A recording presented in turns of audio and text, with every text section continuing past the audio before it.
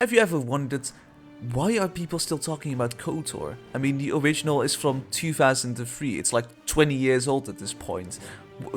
How can a game that old still stay as relevant? You know, I made a video about it a while ago, about what I thought was the most underrated part of it, which was Terrace from Kotor 1. And that got a good amount of views. I was honestly very much surprised by that, because, you know, it is a 20-year-old game. So today I just want to discuss a few of the reasons I think that Kotor still is pretty much fairly relevant for a lot of people. First of all, it's just nostalgia. I mean, a lot of people played it when they were very young. I didn't. I played it a couple of years ago. So I wasn't like around in in 2003 to play it. But I very much liked it, and I can understand that a lot of people that played it original, I think it did it release on like the original Xbox or whatever. You know, a lot of people would be having nostalgia for it right around now, around this day and age. So that's just, no, that's an easy one, just nostalgia. Second of all, I think that it's very much unfortunate, but there has been such a drought on Kotor, which Kotor specifically, I'm talking about 1 and 2, is just good Star Wars role-playing games. Of course, you had Jedi Fallen Order, but that was pretty much just Dark Souls with Star Wars. But just not a good role-playing game, a BioWare RPG, pretty much. Of course, you had 1 and 2, and kind of with Star Wars The Old Republic, you know, the MMO. But a good single-player experience has really been lacking since Kotor 2, in my opinion.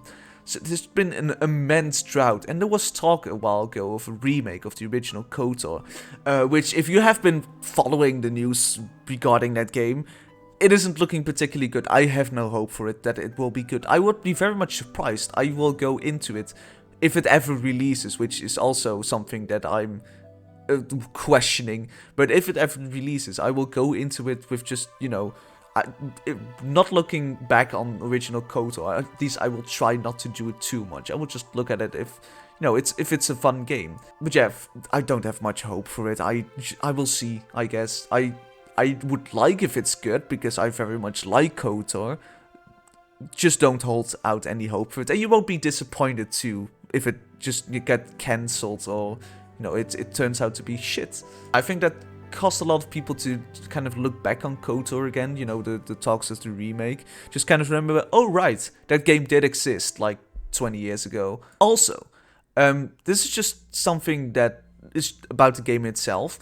I think it looks very nice visually. I think it held up really well, especially compared to some of the games from that era, or just even like newer games that can look shit. And Kotor looks very visually pleasing. It has a very nice art style.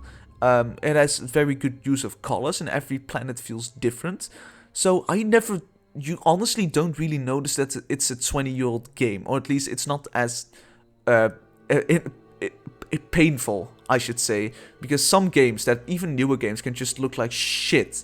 But yeah, it looks very nice visually. So I think it's more people might be inclined to play it just because it doesn't look that bad. Of course, then they will, you know, discover the gameplay, which is 20 years old. So I think that might scare people off. But you know visually it still looks very good. It holds up very well, the game, is what I'm trying to say. So you have still people replaying it, you know, because it's honestly it's perfectly fine. I can understand, I would like to see a remake of it, but it doesn't necessarily need one, because it's still very much playable without having to really fuck around. Like, the only thing you have to do with it is download the universal widescreen mod, because otherwise you'll be playing in a resolution designed for 20 years ago. But outside of that, these games are perfect, especially Kotor 2, because that one got patched for some reason and Kotor 1 didn't. Also, they're just very good. And I think that they're my favorite Star Wars games. I just love them. I think that the idea of a role-playing game in the Star Wars universe, that concept, is super interesting and very much, you know, underutilized. Because I'm not all that much of a Star Wars fan, but a role-playing game like Kotor in the Star Wars universe is just incredible. I think it has so much potential, but outside of these two games, and arguably Star Wars The Old Republic, I don't think any game really, you know, uses that potential. Of course, the Jedi Fallen Order and there's the TIE Fighter games, but as just a pure role-playing game, you know, just the dialogue and the making of choices and stuff like that. That's something that really doesn't happen much outside of KOTOR.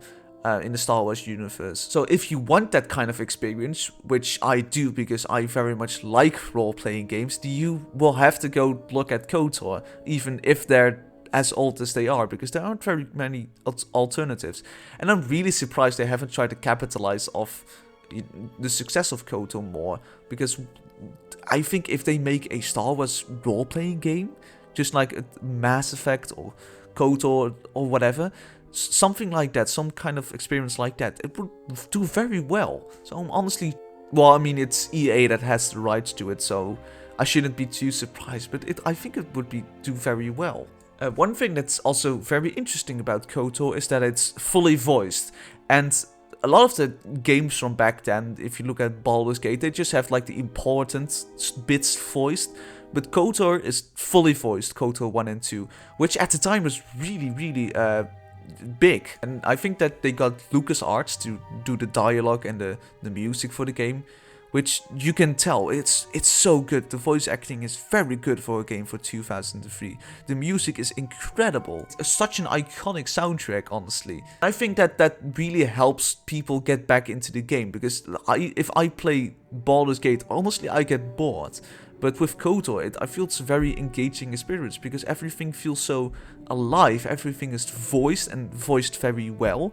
So that really helps get people back into the game, I think. And that's just something that it kind of sets itself apart with from the games from that era, I think. It's at least the role-playing games. And you know, lastly, it helps, of course, that these games are just very good. I think that they are some of the best role-playing games that you can play these days. The universe is very good, the characters are good, your companions and stuff, they're very good. I think it's very well written, has a very cool story. My personal favorite is KOTOR 1. I just think that's overall a more cohesive, good experience, but I can totally see why people would prefer KOTOR 2, because it has a more grey, I guess, story. In KOTOR 1, they were kind of, you know, experimenting with that, with not the good and bad that Star Wars is known for, the light and dark side. That is in the game, but not morally. They try to, you know, they try to go for a bit more of a grey area, and in KOTOR 2, they really doubled down on that, in my opinion, and they just went fully on the grey with Kreia and you know, stuff like that. Yeah, they're just very good games, which, you know, it helps them stay relevant. Also, just because there isn't much competitors. Yes, there's Mass Effect, of course, but like, if you want an experience like KOTOR, you really have to go back to KOTOR, of like a good sci-fi RPG. So yeah, that's just basically it. Nostalgia, it's just a very good game. People will be replaying it, they will start with a remake. Those are some of the reasons why KOTOR is still pretty much relevant these days, and there's still people talking about it. So yeah, thanks for watching. I like KOTOR very much, I just wanted to say that, and that's why I wanted to make this video. But yeah, let me know what you think. Bye!